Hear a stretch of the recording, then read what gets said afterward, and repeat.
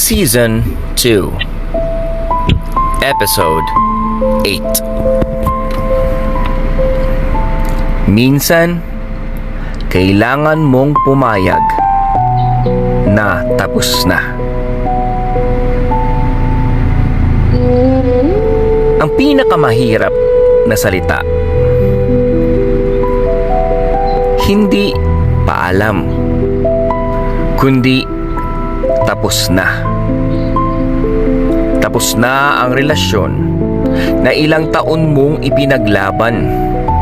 Tapos na ang pagkakaibigan na akala mo habang buhay.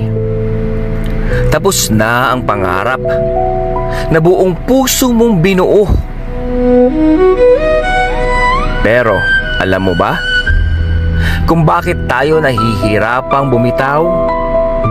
Hindi dahil mahal pa natin ang nangyari, kundi dahil umaasa pa tayo.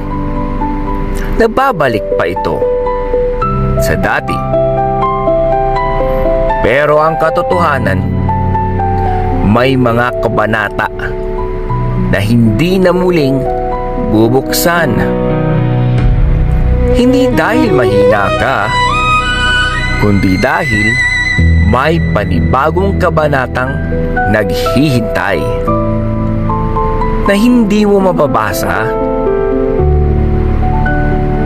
kung hawak mo pa rin ang lumang pahina.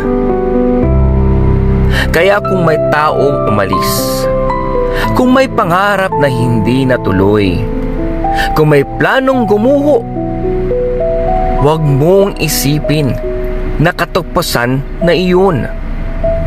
Baka yun ang simula ng buhay na mas nararapat para sa'yo.